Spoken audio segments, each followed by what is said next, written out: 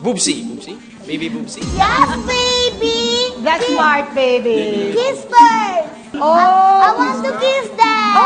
Okay. Just a friendly kiss. It's okay. I'm going there? Sure. Mama! No. Mama. Papa. Mama. Tito. Tito! Tito. Tito! Tito! Tito, yes. Pakis naman. Okay. Marunong ka bang mag-kiss? Tuturuan mo na kita. Ganito yun.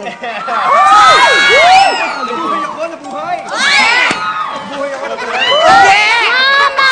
Hindi po ganyan ang tamang pag-kiss. Ay, di ba?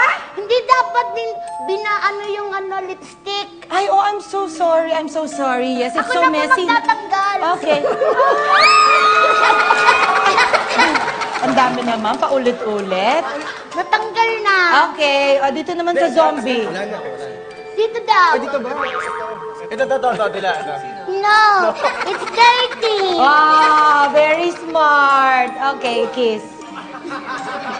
Kiss sa tito.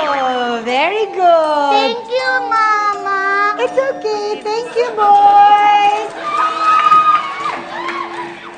Okay, baby boobsy. Please be smart. Here's your question. Okay po. Sa Marine Funeral Home sa Puerto Rico, ano ang kakaibang thematic wake na ginagawa sa mga bangkay?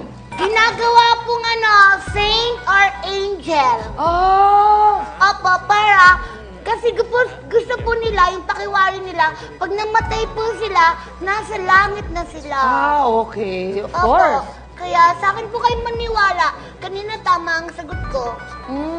Okay. Ngayon. Saint or angel? Saint or angel. Thank you. Welcome. Cruella, Hindi siya nagsasabi ng totoo. ayusin mo. There's a better way to correct a baby. She's lying.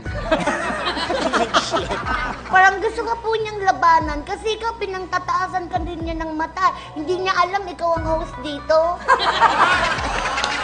So ano gusto mong sabihin, Boobsy, porque anak ka ng host? Eh, kapatid ako ng asawa ng host. Sino may sabi na asawa ko yan? Hindi ba... Ako, di ba nga hindi mo naintindihan ko, Mama. Kita mo, pinaliwanag mismo ng anak mo. Mag-asawa po kayo. Mabalik tayo sa mga gwapong ito. Mali ang sinabi ni Boobsy at hindi siya Dahil? nagsasabi ng totoo. Dahil ang katotohanan niyan, ang ginagawa dyan, pinagpo-costume sila at pinagpo-post base sa kung anong trabaho nila nung sila ay nabubuhay pa. Oh! Kumbaga, kung sila ay dating guro, bago sila mamatay. So, naka-uniform sila sa wake? Naka-uniform sila ng pangguro. Kung sila ay dating nurse, nakapang-nurse sila. At hindi sila basta-basta pinapahiga lang kung ano yung trabaho nila dati, kung anong posing nila, yun din ang gagawin nila pag namatay na sila. So, So kung teacher ka, parang nakagano ka? yes, pag teacher ka, parang nagtuturo ka. Ayan. Pag nurse kang namatay, kunwari nagtuturo ka ng injection. Ganon. Eh kung ikaw, namatay. O ganyan. Happy. Ganon. Okay, sa Puerto Rico.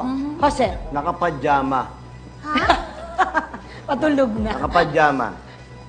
Mahaba na explanation nila, hindi ko nahabaan. Nakapadyama sila. So, ang sabi ni Baby Boobsy ay ginagawang saint or angel. Is it a fact or bluff? Bluff! Bluff na. Bluff na bluff. Okay. Bakit kaya nakapajama ang pinili ni Benjamin at Christopher? Kasi siguro rest in peace, Saka no? medyo intense yung naging saint siya. Okay. Napaka-sacrilegious. Magbabalikan natin ang Celebrity Bluff Season 11! Halloween special, hindi ba obvious? We're still playing round 1, Fact or Bluff. At sa sagot na nagiging saint or angel, you said bluff. Bluff na bluff, right? Yeah. Bluff na bluff. Bluff board, bluff nga ba? Please reveal.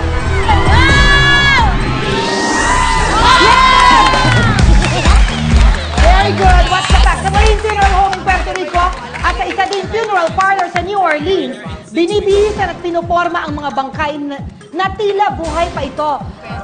Depende kung ano ang kanyang trabaho. Oh my God. O paboritong activity nung nabubuhay siya.